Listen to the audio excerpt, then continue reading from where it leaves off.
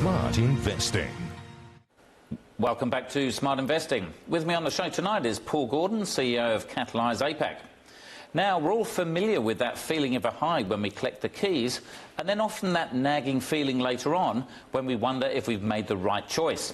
So is there anything we can do about that? Well, Paul, I think there's a lot of people, and especially now, they might be doubting their decisions. That's a great question, and it's a common feeling we've had, that buyer's remorse. Oh my goodness, did I really make the right choice?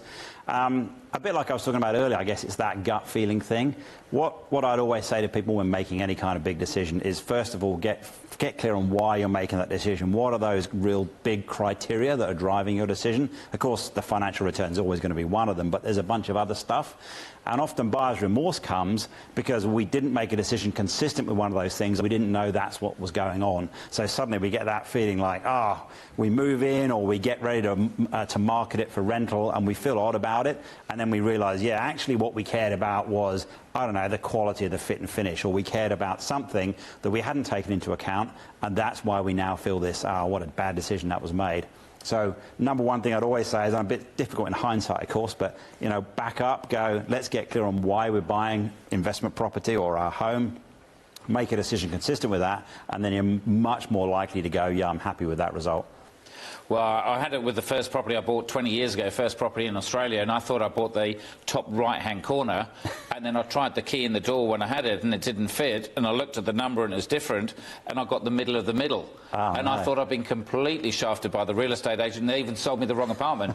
But literally, when you see hundreds of apartments, it can be really confusing comparing one to another. Yeah, absolutely. And you've got to, keeping a note of where you are, having your criteria as a benchmark is really important. Yeah. Now, auctions is always a funny one, and a lot of people are afraid of public speaking, so they're always nervous at auction.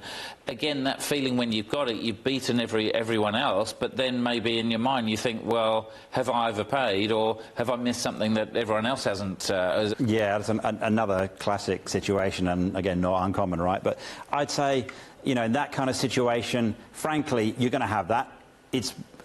What I'd always say is, just say, okay, I'm feeling like that now.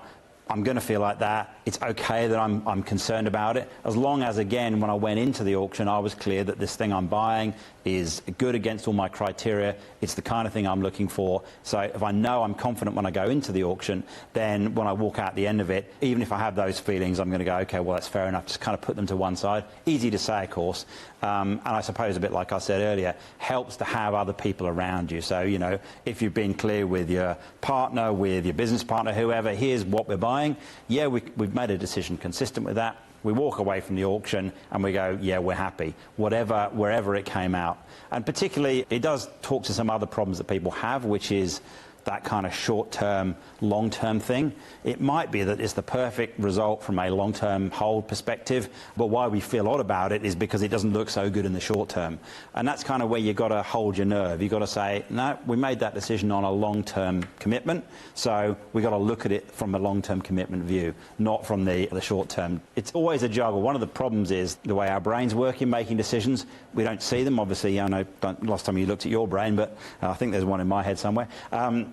It's very unconscious what is going on when we're making decisions. So a lot of what I say is, let's get that stuff that's unconscious out on the table so that we can make decisions consciously. That makes a big difference to us. And does it make a difference with the price point? I mean, obviously you're talking about submarines, which are billions of dollars. A lot of real estate, it's a lot of money, $500,000, $1 and a half dollars anyway, versus the smaller ones. With the bigger dollars, does that have an added effect as well?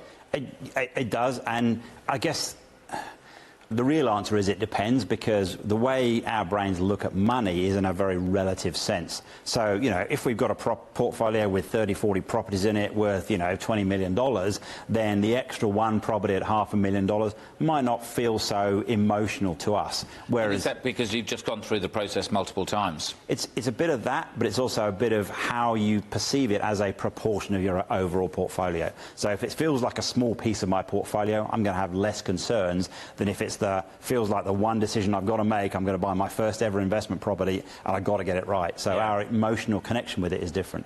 Now, a lot of the times on the shows, and we've always said about building your team of advisors, from your mortgage broker, accountant, financial planner, those kind of people. is that another reason to get them all on board? Because then ideally you've run that property through all of them. They're all very probably generally logical people that would then come back with the answer. So if you do regret it, ring them before you go and do something dramatic, for them to remind you of why you've done the right thing. Exactly right, yeah, a great point, particularly if you are in that low feeling. Call up your advisors and they'll go, you know, that's okay, it's okay to feel low, don't worry, what you've done is you've made a good choice here. The science tells us that diversity is really important in decision making, so it's terribly tempting for us to sit in our den going, right, flicking through all the details, that's the one for me, but actually bringing some diversity, your family, your advisors, whoever it might be, will improve our quality of our decision making. That's kind of unequivocal, no questions about that. Now, for most property investors, most of them would probably say that they're doing it for financial return. Those people with a home, it might be a bit 50-50 or so.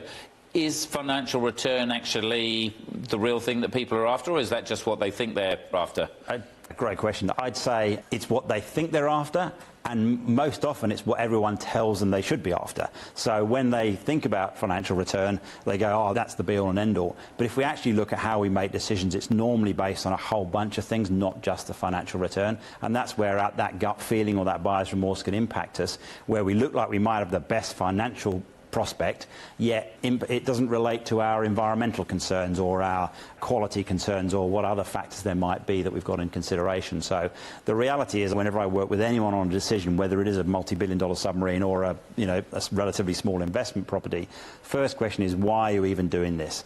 And actually drill down a bit, because it's never as simple as just to make money, because frankly there are many easier ways of making money in the property investment. Now, just very, very quickly, a lot of people think property investing is long-term, but it can go up and down. So how do you hang in there if times are tough? Yeah, tricky one that, because our brains want to just focus on the short term. Again, have it written down, remind yourself, have your advisors around you going, when times are a bit tough, it's okay, we're still on track in that long term. Keep being clear you're in it for the long term. It might be you're not, in which case you might want to be making those quicker decisions. Wonderful. Well, thanks a lot for joining us on the show tonight. Thanks, Chris. Well, that's it for our show tonight.